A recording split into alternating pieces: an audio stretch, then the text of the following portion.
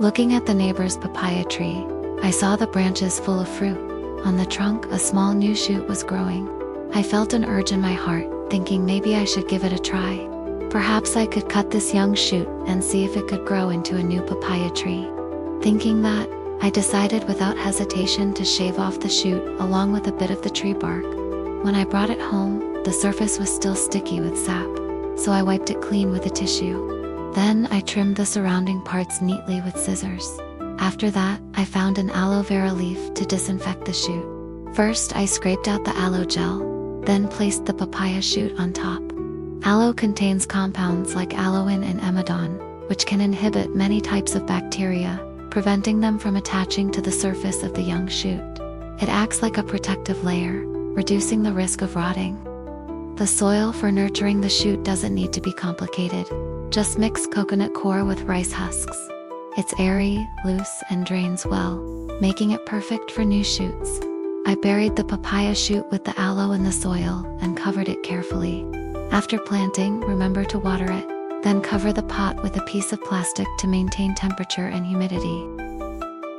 Doing this keeps the soil warm and moist, promoting the growth of the young shoot. 2 months passed quickly.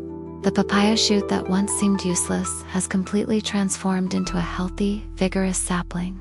The stem grew noticeably taller, and the leaves changed significantly.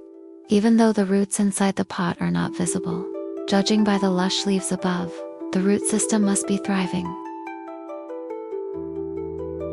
For months passed in the blink of an eye. The young papaya shoot has completely changed. Overall, the sapling is much taller, nearly 2 to 3 times its original height, with a strong and sturdy trunk.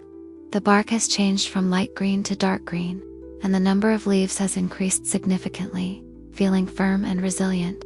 This indicates that the tree has accumulated enough nutrients and is ready to adapt well to the external environment.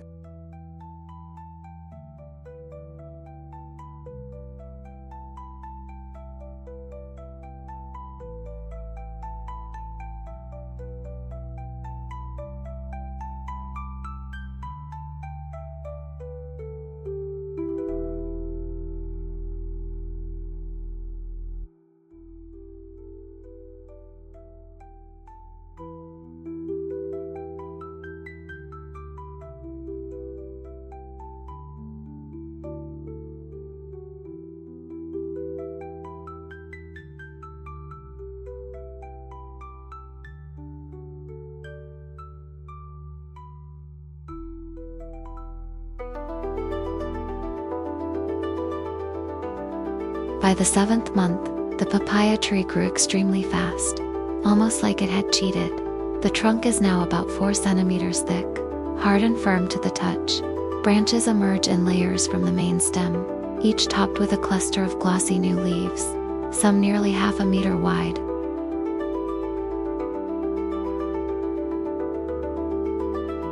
At this point, the pot was too small, so I transplanted the tree into a larger pot in the garden.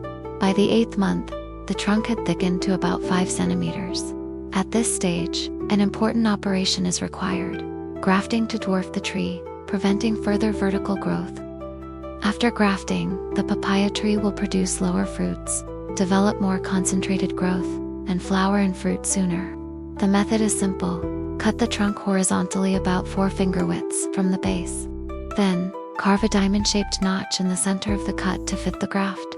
Trim the grafting branch to about 30 centimeters, removing all leaves and small branches to reduce water loss and competition with the main trunk.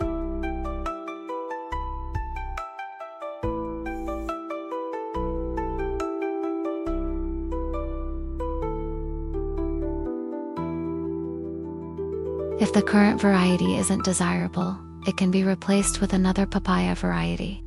Shape the 2 sides of the graft into symmetrical slants like a sharpened pencil. Then insert it into the diamond-shaped notch on the main trunk. Wrap the joint tightly with rope or grafting tape to secure the graft and increase success rate.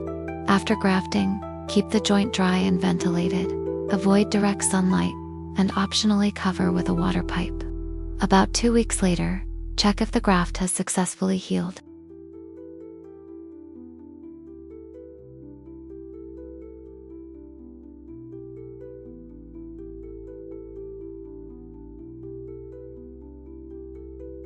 Using this method, the tree can be harvested in about 2 years, completing the entire process from young shoot to fruit. This concludes the sharing. I hope it provides useful reference for you. See you in the next video or article.